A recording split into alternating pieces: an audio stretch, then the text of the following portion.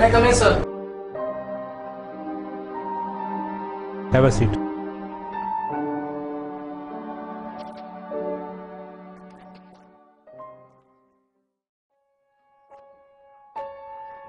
Science. Science, science, science. Science requires proof. As this is my first class with you, I will explain it my way.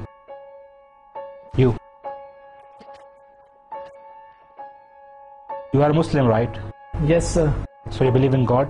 Absolutely, sir. Is God good? Of course, sir. Is God all-powerful? Yes. My brother died of cancer, although he prayed to God to heal him. Most of us would attempt to help others who are ill, but God didn't.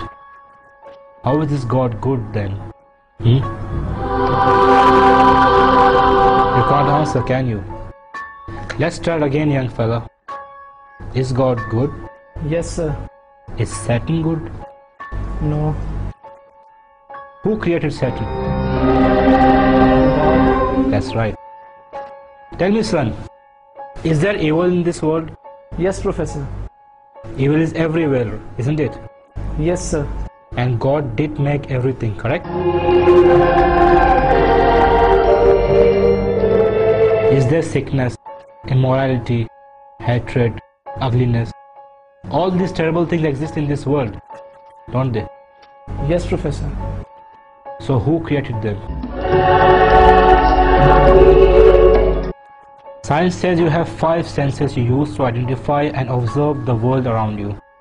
Tell me, son, have you ever seen God? No, Professor. Tell us if you have ever heard your God. No, Professor. Have you ever felt your God, tasted your God, smelt your God? Have you ever had any sensory perception of God for that matter? No, I'm afraid I haven't. Yet you still believe in Him. Yes, Professor. According to empirical, stable, demonstrable protocol, science says your God doesn't exist. What do you say to that, my son? Nothing. I only have my faith. Yes, faith. And that is the problem which science has. Professor,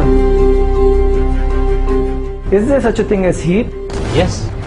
And is there such a thing as cold? What kind of question is this? We all know there is cold. No, sir, there isn't. You can have lots of heat, superheat, mega heat, white heat, little heat or no heat, but we don't have anything as cold.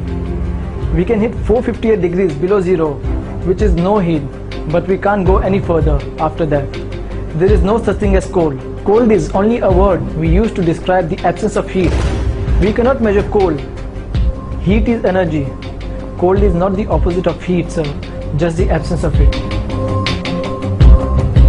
What about darkness, Professor? Is there such a thing as darkness? Yes, what is night if there isn't darkness? You're wrong again, sir. Darkness is the absence of something. You can have low light, normal light, bright light, flashing light. But if you have no light constantly, you have nothing. And it's called darkness, Professor. In reality, there is no such thing as darkness. If it is, you would be able to make darkness more darker, wouldn't you? So what's the point you're trying to make, young man? Sir, my point is your philosophical premise is flawed. Flawed? Can you explain how? Sir, you are working on the premise of duality. You argue that there is life and then there is death. A good God and a bad God. You are viewing the concept of God as something finite, something we can measure. Sir, science can't even explain a thought. It uses electricity and magnetism, but has never seen, much less fully understood either one. You view death as the opposite of life, is to be ignorant of the fact that death cannot exist as a substantive thing. Death is not the opposite of life, just the absence of it. Now tell me, Professor, do you teach your students that they evolved from apes? If you are referring to the natural evolutionary process, yes, of course I do. Have you ever observed evolution with your own eyes, Professor? Since no one has ever observed the process of evolution at work and cannot even prove that this process is an ongoing endeavor, are you not teaching your opinion, sir? Are you not a scientist but a preacher, Professor? Is there anyone in the class who has ever seen Professor's brain?